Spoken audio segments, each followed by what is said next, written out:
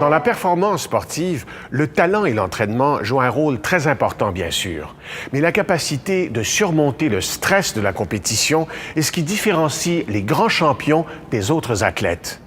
Pour apprendre à bien maîtriser leurs émotions, les athlètes font appel à des psychologues sportifs.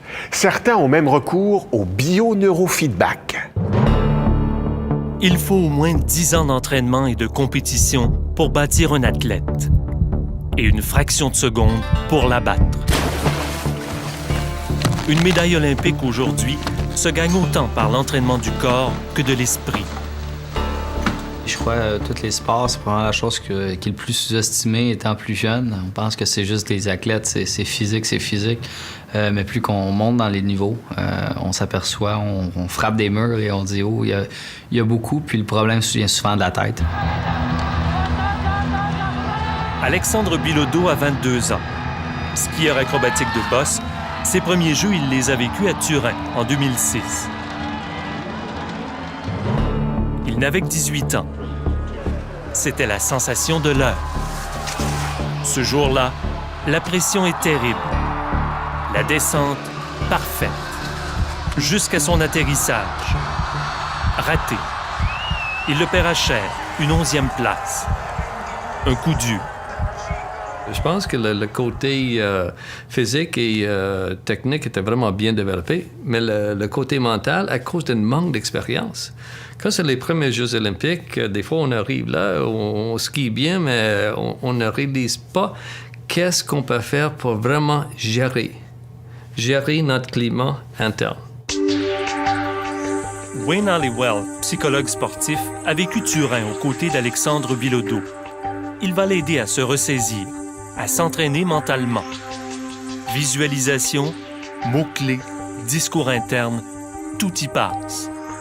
Il va l'emmener graduellement à se définir comme personne et comme athlète. Je pourrais me replacer il y a 4 ans.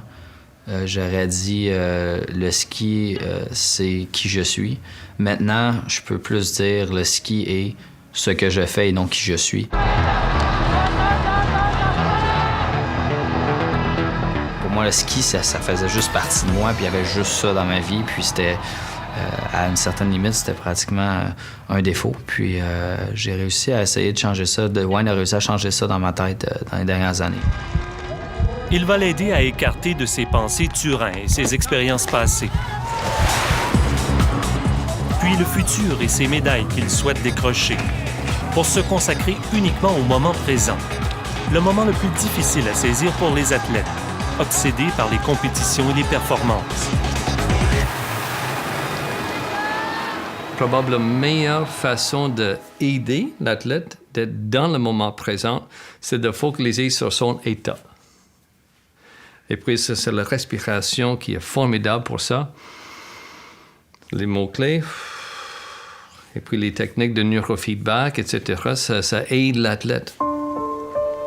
Penny Wertner de l'Université d'Ottawa arrive en renfort. Elle a l'outil rêvé, un entraînement mental soutenu en bio-neurofeedback. On dirait une image de jeu vidéo, mais c'est plutôt l'image de l'état actuel de l'athlète. Stressé ou calme, concentré ou non. Les athlètes de niveau olympique savent très bien ce sur quoi focaliser, mais souvent, ils n'y arrivent pas. Ils sont trop anxieux. Des capteurs mesurent son pouls, sa respiration, sa tension musculaire, la température et la moiteur de ses mains. Sur son cuir chevelu, d'autres capteurs mesurent les ondes électriques émises par son cerveau. Elles vont des ondes gamma aux ondes delta. Chacune correspond à une intensité particulière d'activité cérébrale, qui va de l'hyperactivité au sommeil profond. Chez les athlètes, c'est davantage le flux des ondes bêta et alpha qu'on tentera de contrôler, des ondes impliquées dans la concentration. On veut amener les athlètes à générer ou à inhiber certaines de ces ondes selon le niveau de concentration qu'ils désirent. Depuis le début de ses travaux avec les skieurs acrobatiques, Penny Wertner a découvert un comportement commun aux athlètes en compétition. Ils veulent trop réussir. D'un point de vue neurologique, ça veut dire que leur cerveau est comme en ébullition. Alex appelle ça des distractions, mais en réalité, leur activité cérébrale est si intense que cela les distrait. Ils ne pensent qu'à ce qui peut se passer, si je fais ci ou si je fais ça.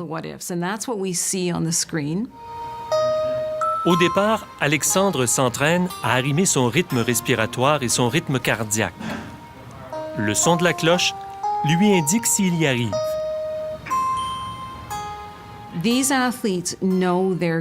Ces athlètes savent qu'ils sont doués et qu'ils ont ce qu'il faut pour performer, mais souvent ils n'ont pas appris à agir sur leurs pensées, à les contrôler physiologiquement et psychologiquement. Autre exercice, les mains. En contrôlant son stress, il arrive à les maintenir chaudes et sèches, plutôt que moites et froides, ce qui diminue leur dextérité.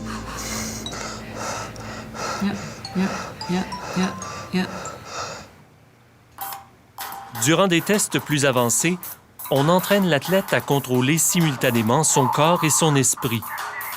Le but, c'est que la souris avance quand je le désire. Quand je dis « OK, je focus », je tombe dans un focus. C'est un peu apprendre à mettre la switch on et la switch off. En haut de l'écran, la souris avance seulement quand son corps est posé. Celle du bas avance quand ses ondes cérébrales indiquent qu'il est concentré. Au début, c'est plus difficile, justement, parce que tu vois la petite souris qui avance ou la petite souris qui recule, puis OK, focus, puis le focus, tu viens le chercher, puis là, elle recommence. Mais dès que faut pas que tu dises « Ah, mais là, OK, c'est bien, elle est repartie. » Parce que dès que tu dis ça, elle recule encore. Donc, c'est apprendre à vraiment contrôler ses pensées. Le principe derrière l'entraînement mental, c'est justement d'arriver à agir sur son corps et ses pensées pour atteindre rapidement l'état d'esprit optimal. Et surtout d'arriver à le faire sur commande, parce qu'on ne choisit ni le jour ni l'heure de la compétition. Ils ne peuvent pas dire « Oh non, je ne suis pas prêt, je ferai ma descente demain ». Ils doivent être concentrés et on les entraîne à le faire à volonté. Cela doit devenir un automatisme. On focalise, on lâche prise. Et plus ils s'entraînent à le faire, plus c'est facile le jour de la compétition. L'athlète doit aussi contrôler l'intensité de sa concentration. S'il se concentre trop longtemps à l'avance, il sera épuisé mentalement au moment de la compétition. Pour moi, ça a été quelque chose. Je fais ce que j'ai envie, puis je vais comme je me sens, puis tout en gardant de temps en temps des focus. Ah, bon, 1 heure avant la compétition, je vais visualiser. Bon, 30 secondes, bon, je retombe. Une question s'impose. Est-ce que les athlètes maintiennent ces habiletés mentales en compétition? Pour le moment, on n'a aucun moyen de le vérifier sur la piste. Est-ce qu'ils arrivent parfaitement à refaire l'exercice sur la piste dans cet environnement stressant? Pas nécessairement. Par contre, ce qu'ils nous disent, c'est « cela m'aide. Je réalise à quel point je dois relâcher mes épaules, respirer. »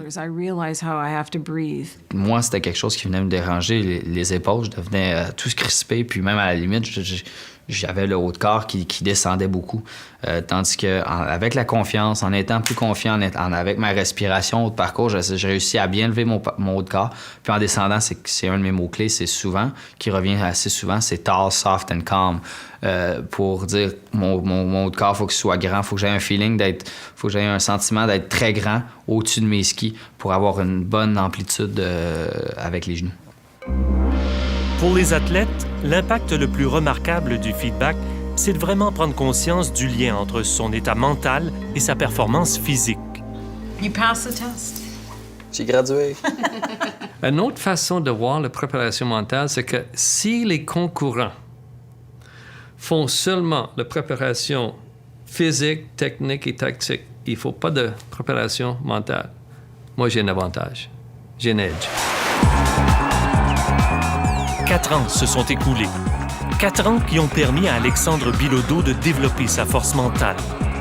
Et ce n'est sûrement pas étranger à son succès, à son titre de champion du monde en 2009 et à son attitude face aux Jeux de Vancouver.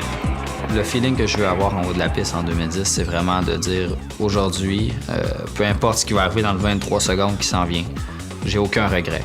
Je suis prêt. Il n'y a aucun autre mot pour ça. Je me suis préparé au maximum. J'ai l'entourage pour ça. Et puis, on va avoir du fun.